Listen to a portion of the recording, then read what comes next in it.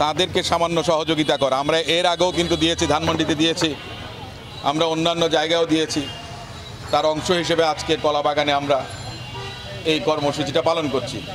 এটার মধ্য দিয়ে বাংলাদেশ জাতীয়তাবাদী দলের প্রতিটি নেতাকর্মীকে উদ্বুদ্ধ হওয়ার আহ্বান জানাই। মানবতার সেবায়, সামাজিক কর্মকাণ্ডে আপনারা এগিয়ে আসুন।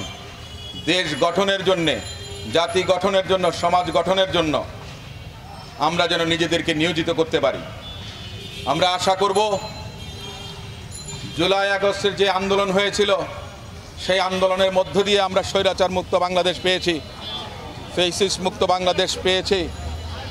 আমাদের সকলের প্রত্যাশা প্রফেসর ডক্টর মোহাম্মদ ইউনূস সাহেব সর্বজন শ্রদ্ধেয়, বিশ্ব বরেণ্য একজন মানুষ, যিনি আমাদেরকে এই মুহূর্তে নেতৃত্ব দিচ্ছেন। কিন্তু এই নেতৃত্বের কাছে আমাদের যে আশা আকাঙ্ক্ষা, সেটা হলো আমরা দীর্ঘ 15 বছর স্বৈরাচার বিরোধী আন্দোলন করেছিলাম, ফ্যাসিস্ট সরকারের বিরুদ্ধে আমরা আন্দোলন করেছিলাম। আমাদের ভোটাধিকার কেড়ে নেওয়া হয়েছিল। দিনের ভোট রাতে করা হয়েছে, কখনো বিনা ভোটে হয়েছে, কখনো ডামি নির্বাচন হয়েছে। মানুষ ভোট দিতে পারেনি। ভোটাধিকার প্রয়োগের জন্য, তার নিজের প্রতিনিধি নির্বাচিত করার জন্যে, গণতন্ত্র উত্তরণের জন্যে আমাদের যেই সংগ্রাম ছিল, সেই সংগ্রামের প্রতিফলন আমরা দেখতে চাই।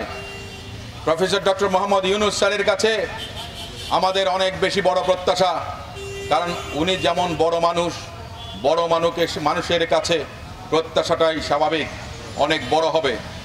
বাংলাদেশের এই মানুষের, জনগণের এই প্রত্যাশাটা অন্যায্য কোনো প্রত্যাশা নয়। আমরা তো মহান মুক্তিযুদ্ধ হয়েছিল এদেশে 1971 সালে। আমাদের দলের নেতা শহীদ রাষ্ট্রপতি জিয়াউর রহমান সাহেব স্বাধীনতার ঘোষণা করেছেন, সম্মুখ সমরে যুদ্ধে অংশগ্রহণ করেছেন, সেক্টর কমান্ডার হিসেবে যুদ্ধে নেতৃত্ব দিয়েছেন।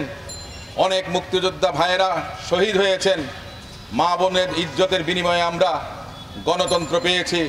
আমরা সামাজিক ন্যায়, বিচার, সাম্য, মানবিক মর্যাদাবোধের কথা বলে যে বাংলাদেশ কায়েম করতে চেয়েছিলাম, সেটা বিভিন্ন সময় বিভিন্ন ষড়যন্ত্রকারী কুচক্র অনেক সময় মনে করেন যে আপনার এসে বাংলাদেশকে বিভ্রান্ত পথে নিয়ে গেছে। আমরা নতুন পথে উঠেছি। আমরা চাই আমাদের এই গন্তব্য যেন সঠিকভাবে আমাদেরকে সমৃদ্ধ বাংলাদেশ গড়ার একটা টার্গেটে বা গোলে নিয়ে যায়।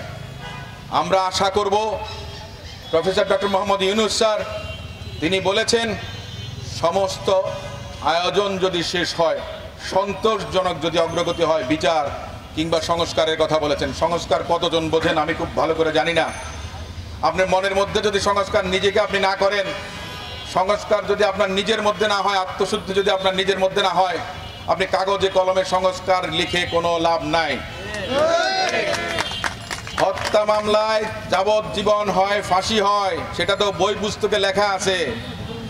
কিন্তু যে খুন করে সে কিন্তু বই পুস্তক বন্ধ করে খুন করে না, কিংবা বই পুস্তক খুলে এই কাজটা করে না। প্রত্যেকটা অপরাধের জন্য শাস্তির মাত্রা দেওয়া আছে, তারপরেও মানুষ করে। কেন করে? সেটা ভুল করে। এবং শাস্তিটা হলো আপনার একটা দৃষ্টান্ত।